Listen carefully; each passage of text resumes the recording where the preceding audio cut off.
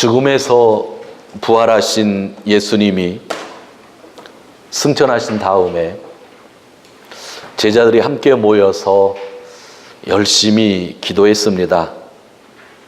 그때 성령의 충만을 받았고 제자들은 세상에 나아가 입을 열어 예수 그리스도가 부활했다고 증거했습니다. 얼마 전에 우리가 성경을 통해서 또 설교를 통해서 들었지만 그날 3,000명이 회개하고 예수를 주로 영접하였습니다. 그 뒤 예수님의 제자였던 베드로와 요한이 기도하러 성전에 갔을 때에 어떤 신체 장애를 가진 사람이 구걸하고 있는 모습을 보았고 베드로는 예수 그리스도의 이름으로 그를 치유할 수 있도록 해 주었습니다. 물론 하나님이 함께 하셨기 때문에 가능한 일이었습니다.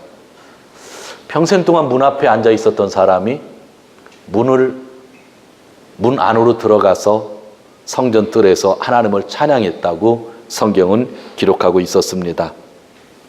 그날 많은 사람들이 여러 가지 기적을 보고 예수를 믿었는데 성경을 보면 또 5,000명 정도가 새롭게 예수님을 믿었다고 합니다. 1명도 아니고 10명도 아니고 3,000명 했다가 그 다음에 5,000명이라고 하는 이야기가 나옵니다. 성령께서 일하시니까 예루살렘에서 믿는 자들이 폭발적으로 늘어났던 것입니다.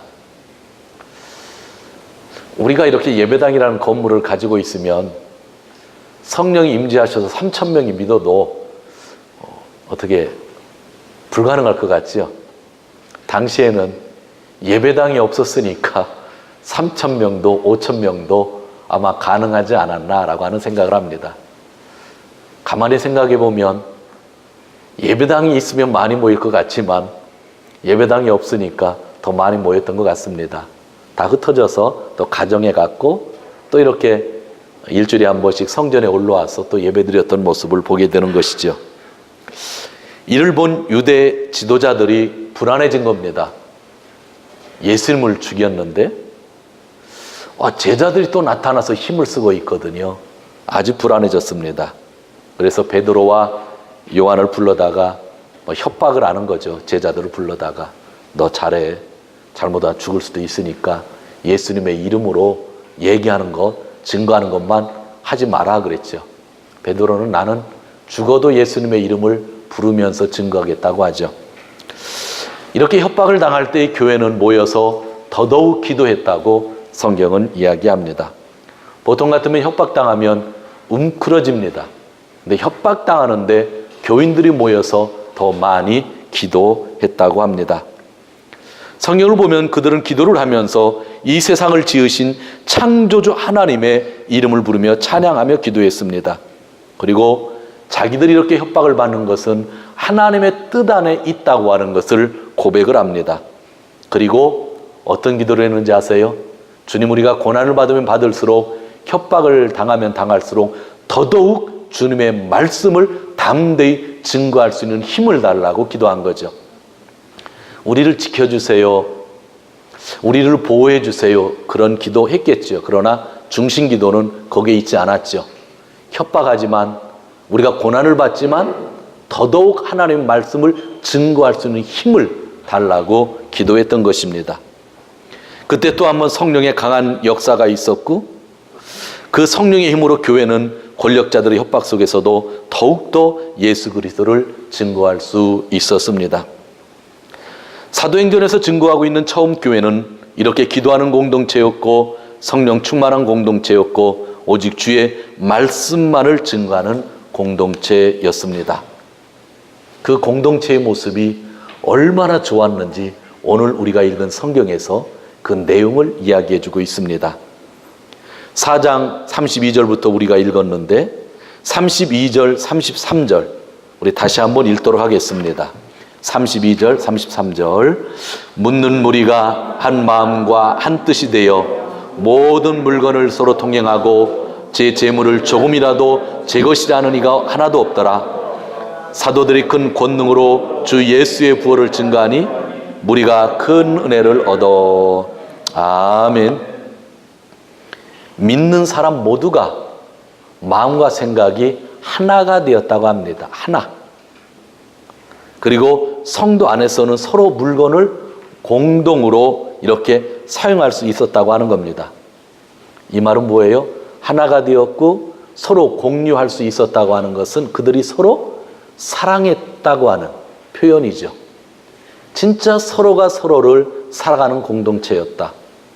3,000명이 오고 5,000명이 오고 수천 명이 모였고 각 가정들로 또 헤어져서 예배를 드리지만 언제나 가정에서 모이는 공동체나 큰 성전의 뜰에 모이는 공동체나 항상 사랑하는 공동체였다. 그런 표현을 하고 있는 거죠. 이 말씀을 들을 때마다 너무나 감사하지만 또 부럽기도 합니다. 어떻게 그들은 하나가 되는 공동체가 되었을까요? 2주 전에 설교했던 내용을 여러분들이 좀 생각해 보시면 되죠. 2장 42절에 그들은 사도의 가르침에 몰두했죠. 배웠다는 거예요, 하나님 말씀을. 그리고 그들은 교제를 나눴다고 그랬죠. 그리고 또 한 가지는 빵을 뗐다고 그랬죠. 빵을 뗐다는 게 뭐예요? 성찬이죠. 그럼 성찬은 누가 중심이 돼야 돼요? 예수님. 단순히 밥을 먹은 게 아니라 성찬을 했다는 겁니다. 매일 모일 때마다 예수 그리스도가 중심이었다는 거죠. 그리고 뭐 했다고요? 열심히 기도했다고 하는 거죠. 이런 일이 그들 안에 있었기 때문에 오늘과 같이 하나가 되었고 서로의 물건을 공유하면서 그렇게 사랑하면서 살았던 공동체가 초대교회 공동체라고 하는 그러한 이야기입니다. 특별히 빵을 나누었던 그 성찬이라고 하는 것은 하나됨에 있어서 하이라이트입니다. 성찬은 복음을 상징하며 예수 중심의 생활을 의미하기 때문입니다. 성찬은 공동체 모두가 예수님을 매일 생각했다고 하는 겁니다. 가톨릭 교회는 성찬을 모일 때마다 하잖아요. 우리 개신교는 보통 성찬을 1년에 2번 우리 교회 하죠. 앞으로 우리 교회가 우리의 회당을 가게 되면 최소한 한 달에 한 번 정도는 성찬식을 하고 싶다 하는 생각이 너무 간절합니다. 왜냐하면 그 안에 누구를 볼 수 있기 때문에 예수님이죠. 자, 왜 성찬이 하나됨에 있어서 중요한지 아세요? 그 자리에는 남자가 있습니다. 그 자리에는 여자가 있습니다. 거기에는 유대인이 있고요. 거기에는 이방인이 있습니다. 놀라운 거는요, 그 자리에는요, 주인이 있고 그 자리에는 노예가 있는 겁니다. 부자도 있고 가난한 자도 있습니다. 그런데 성찬할 때는 모두가 참여했다는 거예요. 놀라운 얘기예요. 성찬할 때는 다 한 자리에 있었다는 겁니다. 여러분들이 자주 들었던 이야기 중에 유대인 남자들이 기도할 때에 3가지를 늘 감사로 했다는 이야기가 전해져 옵니다. 유대인 남자들이 하나님께 기도할 때에 감사하던 내용 중에 3가지가 있었는데 그 첫 번째가 뭔지 아세요? 여자로 태어나지 않은 거 감사합니다 그랬대요. 아니, 오늘날은 전 남자로 살다 보니까 여자로 태어났으면 저 좋았을 것 같은데 하는 생각이 들 때도 있어요. 그런데 유대인 남자들은 여자로 태어나지 않은 것을 감사합니다 라는 얘기를 했다고 그래요. 또 한 가지 감사는 이방인으로 태어나지 않아서 감사합니다 했다고 합니다. 그리고 또 한 가지는 내가 노예로, 종으로 태어나지 않아서 감사합니다 라고 했습니다.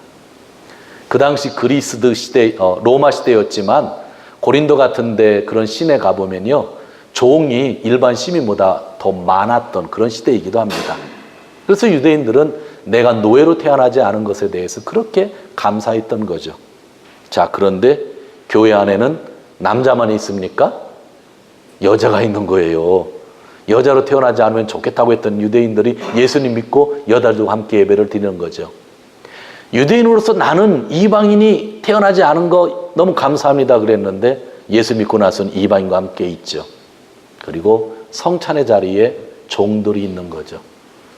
우리가 생각하는 것 이상으로 초대교회는 너무나 충격적인 사실들이 많았던 거예요.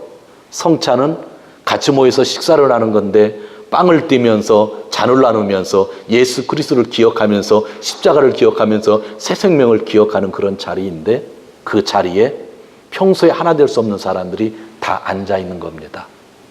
그 충격적인 그 성찬, 그것을 나눌 수 있는 사람이기 때문에 초대교회는 하나가 되었던 거죠.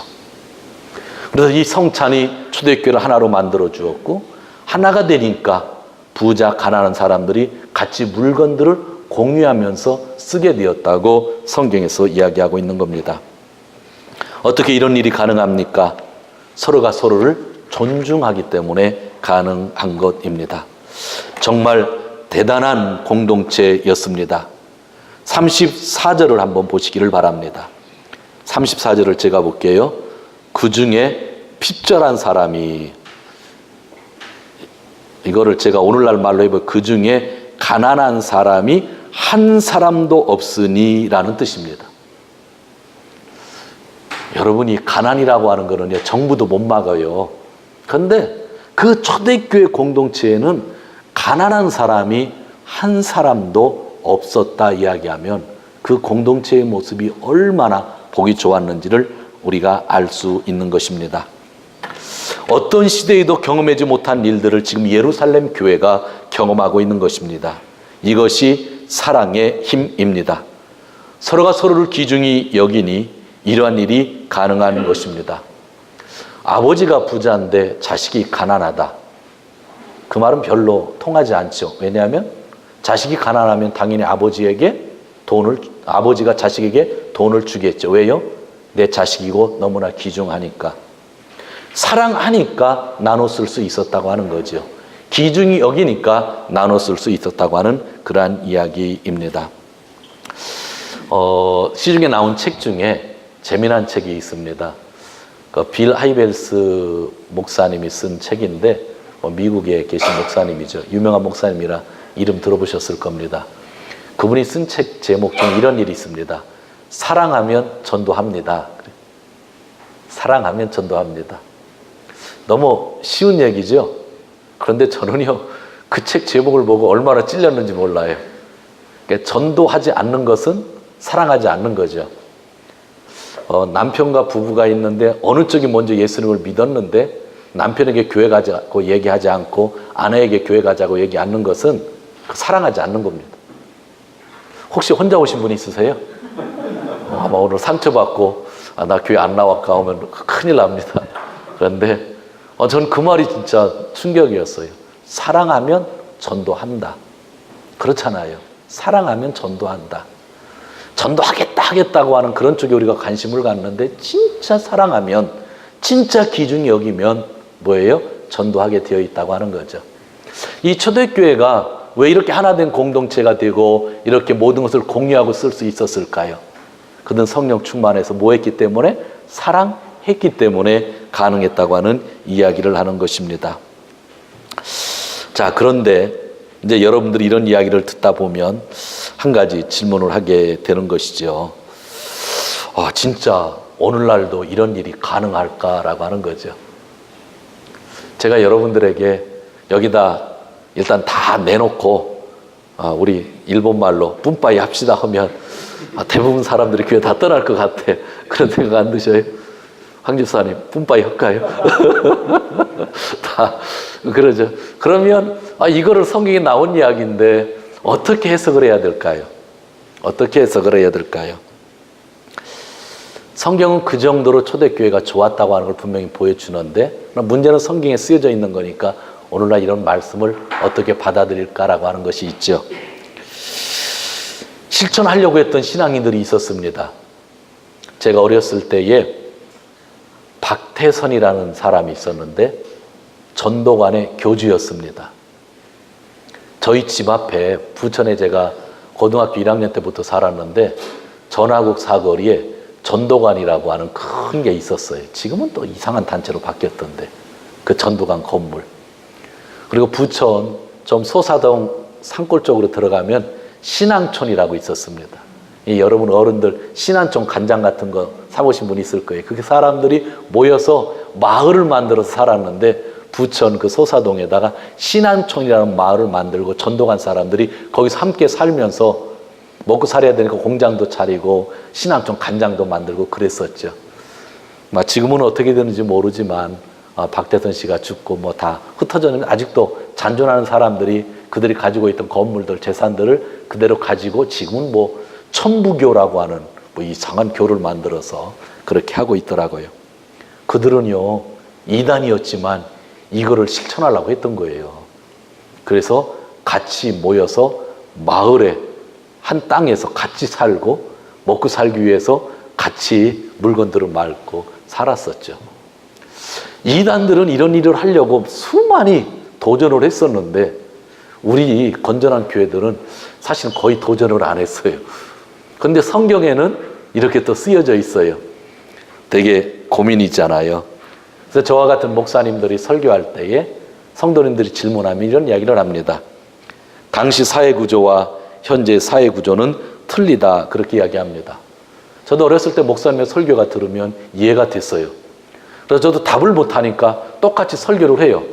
근데 집에 와서 가만히 생각하면 나도 이해가 안 되는 걸 뭐가 사회구조야 할 때도 되게 많았어요. 저도요, 그렇게 설교해 놓고요, 답을 못 찾겠어요.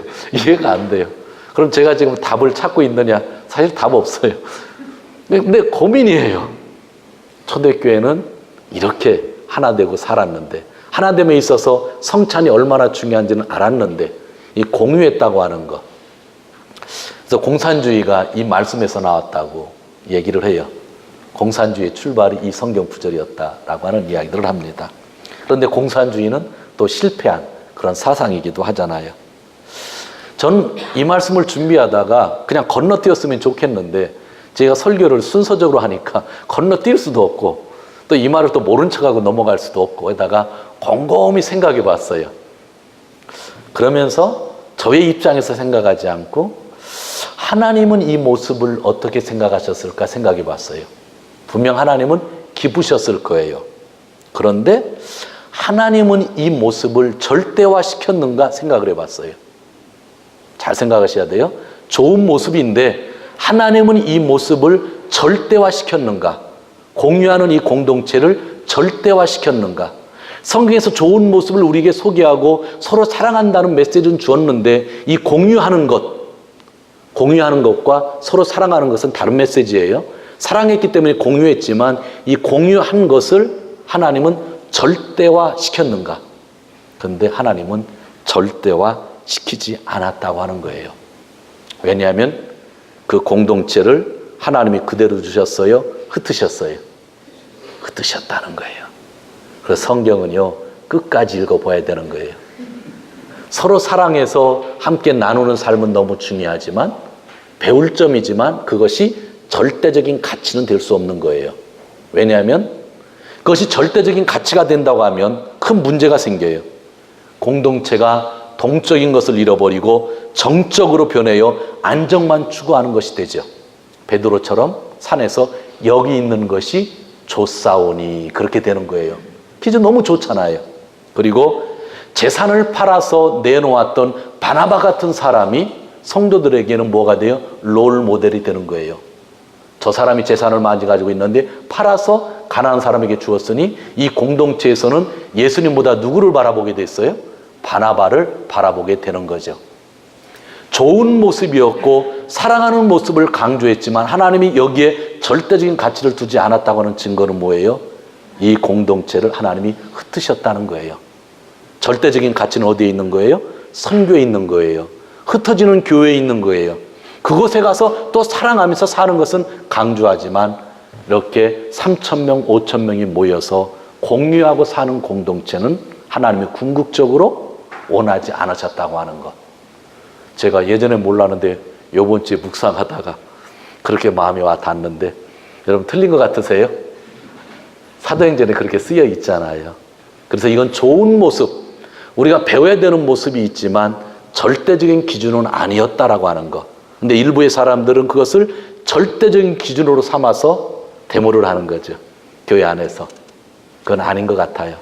우리가 좋은 모습으로 받아들이고 그러한 사랑이 우리 교회에 풍성이 넘치는 것을 원하지만 하나님은 교회를 흩어주셨다는 거예요. 나가라고 하셨다는 거예요. 동적인 교회가 되게 하셨다고 하는 것. 그것이 오늘 말씀에 있어서 참 중요합니다. 한국 속담에 뭐죠? 물이 고이면 어떻게 된다고 그랬어요? 썩는다 그랬잖아요. 물이 고이면 썩는다. 예전에 펌프 짓을 해도 펌프 짓을 하려면 뭐죠? 물을 좀 붓고 펌프를 하고 처음에 나오는 물은 좀 버린 다음에 나중에 먹었잖아요.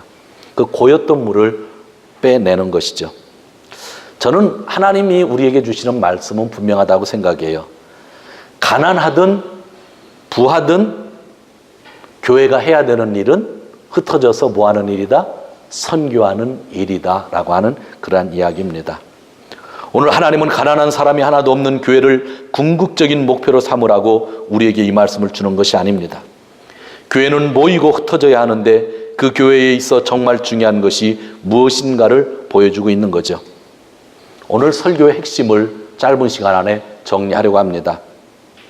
하나님이 오늘 우리에게 주시는 말씀은 서로 사랑을 강조했지만 가난한 사람이 한 사람도 없었다는 말을 주셨지만 그것은 가난한 사람이 한 사람도 없는 것을 강조한 것이 아니라 오늘 성경의 말씀은 교회의 거룩성, 교회의 순결을 강조하고 있었다고 하는 겁니다. 그 말씀이 5장으로 넘어가고 있는 겁니다. 여기서 교회의 순결이라고 하는 것은 거짓이 없는 교회를 이야기하고 있는 겁니다. 참된 사랑이 있었던 교제가 있었던 그 공동체를 제가 깎아내리려는 생각은 전혀 없습니다. 모여있는 공동체에 있어서 흩어져 있는 공동체에서 정말로 중요한 것은 순결이라는 것, 거룩이라는 것, 거짓이 없는 것이라는 것, 그것이 오늘 하나님 주시는 메시지라고 하는 그런 이야기입니다. 5장 1절과 2절, 5장 1절과 2절 같이 읽습니다. 아나니아라는 사람이 그 아내 삽비라로 더불어 소유를 팔아 그 값에서 얼마를 감춤해 그 아내도 알더라. 얼마를 가져다가 사도들의 발 앞에 두니. 자, 공유하는 공동체라고 그랬죠. 근데 공유하던 공동체에 지금 뭐가 생겼어요? 문제가 생겼어요. 그러니까 하나님은 공유를 강조한 것이 아니라 뒤에 부분을 강조한 거예요. 바나바라는 사람이 있었는데 자기 재산을 다 팔았어요. 그는요, 교회에다 다 팔았어요. 그리고 가난한 사람을 나눠주게 했다고요. 바나바가 그렇게 할 수 있었던 것은 그가 선교사로 헌신했기 때문이죠. 나중에 사도 바울과 함께 선교여행을 떠나잖아요. 선교사로 헌신해서 세상을 돌아다니는데 재산이 필요하겠어요? 그러니까 다 교회에다 드렸던 거죠. 교회 사람들이 원래 바나바의 이름은 요셉이었는데 뭐라고 불렀냐면요, 바나라바 불렀어요. 이름이 원래 요셉인데 성도들 이름을 바꿔 불렀어. 근데 바나바라는 이름이 뭐예요? 위로의 아들, 위로자라는 뜻이에요. 성도들이 얼마나 위로를 받았겠어요. 그 당시 어렵잖아요. 로마의 통치 속에 있었잖아요. 먹고 살기 되게 힘들었고요. 떠돌이도 많이 있었잖아요. 그런데 바나바의 재산이 어느 정도 있는지 모르지만 그가 선교사로 헌신하면서 헌금을 다 드렸어요. 그걸 가지고 사람들에게 나눠줬더니 가난한 사람이 하나도 없는 거예요. 성도들이 요셉 때문에 위로를 받아가지고 바나바라는 이름을 지었죠. 얼마나 성도들이 바나바를 사랑했겠어요. 존경했겠어요. 그렇죠? 그 모습을 누가 보고 있었어요? 아나니아와 삽비라가 보고 있었던 거예요. 그게 예루살렘 교회의 롤 모델로서 바나바가 있었던 거죠. 그래서 나도 한번 팔아서 하나님께 드리고자. 우리 부흥회 할 때 손 번쩍 들잖아요. 네, 헌금 100만 원 하겠습니다. 그러다가 이제 은혜 받고 갔다 집에 가서 잘라고 하면 아이고 괜히 100만 원 손들었네 그러시잖아요. 그래서 전 부흥 강사 중에 이 손들라고 하는 사람을 제일 싫어하고 손들라고 했던 사람을 제가 20년 동안 불러본 적이 한 번도 없어요. 절대로 싫어합니다. 제 친구 중에도 그런 사람이 있는데 저는 안 불러요. 왜냐하면 그거는 아니기 때문에 그래요. 하나님이 감동 주시는 게 아니잖아요. 그런데 아나니아와 삽비라가 팔았어요, 밭을. 근데 밭이 있을 때는 돈이 아니니까 밭 가지고 뭐 쓸 일이 있는 게 없잖아요. 밭이 있다고 해서 내가 10,000원짜리 밥을 먹을 수 있는 거 아니잖아요. 그런데 딱 팔고 나니까 현찰이 보이는 거예요. 어떡할까 하다가 좀 숨기고, 이건 내가 좀 용돈 좀 써야겠다 숨기고 나머지 거를 드리는데 아내도 그것을 보고 알았다 그런 거예요. 그리고 돈을 가져다가 일부를 드렸죠. 뭐가 들어온 거예요? 교회에 거짓이 들어온 거죠. 근데 하나님이 팔라고 했어요? 얘기 안 했어요. 그 돈 안 드린다고 해서 하나님이 가난해지나요? 괜찮아요. 또 그 돈 안 드린다고 해서 성도들이 가난해지나요? 안 해요. 그런데 그는 그 마음에 있었는데 팔고 나서 감춘 거죠.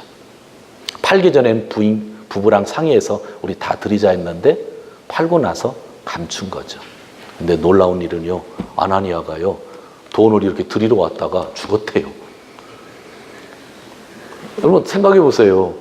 돈 안 드린 사람보다 드린 사람이 낫잖아요. 그런 생각 안 들어요? 그 교회에 유익할 것 같아요? 유익하지 않을 것 같아요? 유익해요. 또 목사, 거기 있었던 목사님, 사도들 또 생활비를 더 받을 수 있잖아요. 얼마나 유익해요. 근데 아나니가 죽었죠. 부인이 뭣도 모르고 그 다음에 왔죠. 왜 왔을까요? 남편이 그 정도 드렸으면 사도들이 남편을 칭찬하고 자기를 칭찬해 줄 것 같으니까. 근데 갔다가 부인도 죽었대요. 그게 오늘 뒤에 나오는 성경 이야기예요. 그래서 아나니아와 삽비라가 그 자리에서 한날에 죽어서 장사 지냈다. 그렇게 얘기를 하는 거죠. 너무나 충격적인 이야기지 않습니까? 너무 충격이에요. 아나니아가 삽비라가 했던 일보다 더 악한 일을 했던 사람이 그 당시에 너무나 많아요. 그리고 그 악한 일을 했던 사람이 회개하고 교회로 온 사람도 너무나 많아요. 그리고 공동체에서 아나니아보다 더 부자였던 사람이 많고 진짜 드려야 되는 사람이 있는데도 불구하고 안 드린 사람은 아무런 일이 없었어요. 근데 이 사람은 드리려고 했던 그 마음, 선한 마음이 있었던 사람인데도 불구하고 이 사람이 죽었어요. 얼마나 충격이었겠어요. 하나님은 가끔 성경을 통해서 뭐라고 할까요? 본보기를 보여주실 때가 있어요. 항상 그렇다고 했다고 하면 우리 다 죽었을 거예요. 저부터 죽었을 것 같아요. 그런데 교회에 하나님이 뭐가 중요한지를 본보기를 보여주신 사건이에요. 3,000명을 모이는 게 중요한 것이 아니라 5,000명 모이는 게 중요한 것이 아니다. 그래서 뜨셨죠? 그리고 서로 사랑하고 교제하고 가난한 사람이 한 명도 없는 것, 그것이 절대적인 기준이 아니라 진짜 중요한 것은 교회의 거룩이다. 교회의 순결이다. 거짓이 없는 교회. 어린아이 버릇이 여든까지 간다고는 한국 속담이 있지만 처음 교회인데 처음 교회가 이 거짓을 용납했다고 하면 그 교회는 곧 죽어버렸을 겁니다. 처음 시작한 교회에 하나님께서 교회의 순결을 다루셨기 때문에 2000년이 지나서 이렇게 교회들이 많이 생기지 않았을까요? 오늘 주제는 딱 하나입니다. 교회의 순결입니다. 거짓이 없는 교회입니다. 100명 모이는 것보다 300명, 1000명 모이는 것보다 더 중요한 것은 우리의 거룩성, 거짓 없이 하나님 앞에 서 있는 것, 이것이 가장 중요한 거죠.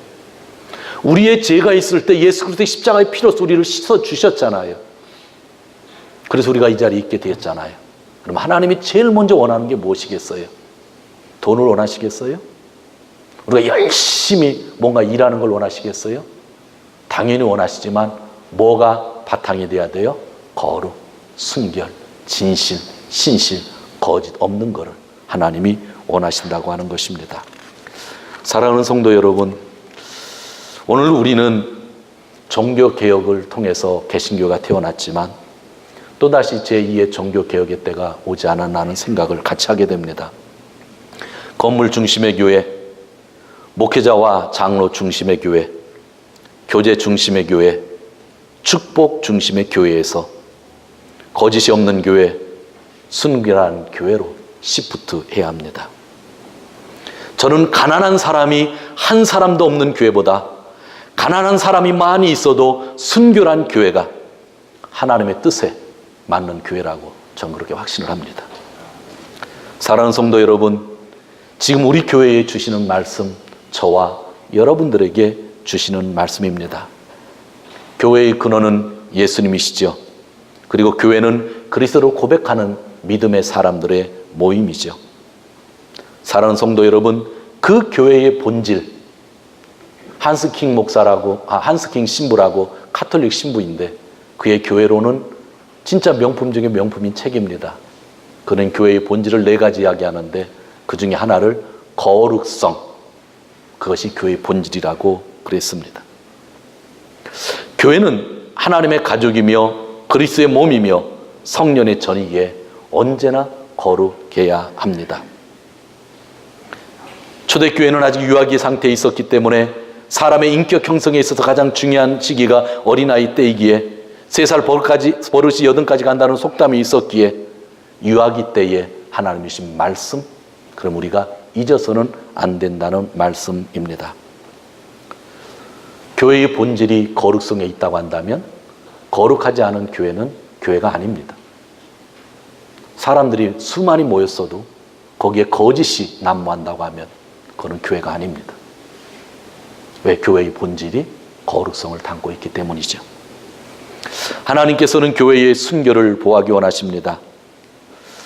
진짜 저와 여러분 실수할 수 있잖아요. 잘못할 수 있잖아요. 그때는 철저히 내려놓는 훈련이 필요하지만 교회에 있어서 가장 중요한 것은 많이 모였던 것 하나님이 너무나 좋아서, 같이 공유했던 것 너무나 좋아서 성경에다가 선한 모습으로 기록하고 있지만 가장 엄하게 다루신 분이 뭐였어요? 다루신 부분이 교회의 순결을 가장 엄하게 다루셨다는 걸 생각하면서 우리가 앞으로 남은 여생 교회를 순결한 교회로, 성결한 교회로 잘 지켜갔으면 좋겠다, 그런 생각을 합니다. 한국에 수많은 교회가 있는데 교단 이름 중에 저희 성결 교회라고 하는 얘기가, 저는 그래서 이 성결이라는 단어를 좋아해요. 그런데 목사님들은 너무 부담스럽대요. 전도하려고 저 성결교회 목사님도 하면 당신 성결하세요 그러면 되게 그냥 장로교, 감리교가 좋다고 하시는 목사님들도 있어요. 부담은 되지만 그게 뭐예요? 하나님의 마음이시잖아요. 오늘 말씀을 정리합니다. 복음은 능력이기 때문에 성령 충만하면 교회가 부흥할 수밖에 없습니다. 성만찬을 나누기 때문에 교회가 하나 되어집니다. 그러나 성장하는 교회가, 같이 성만찬을 나누는 교회가 반드시 지켜야 될 것이 있습니다. 그것이 교회의 순결입니다. 진짜 거짓말이 교회 안에 안 들어왔으면 좋겠다, 목사 입에서 진짜 거짓말이 안 나갔으면 좋겠다라고 하는 생각이 너무나 간절합니다. 순결한 교회 되시기를 주님의 이름으로 축원드립니다.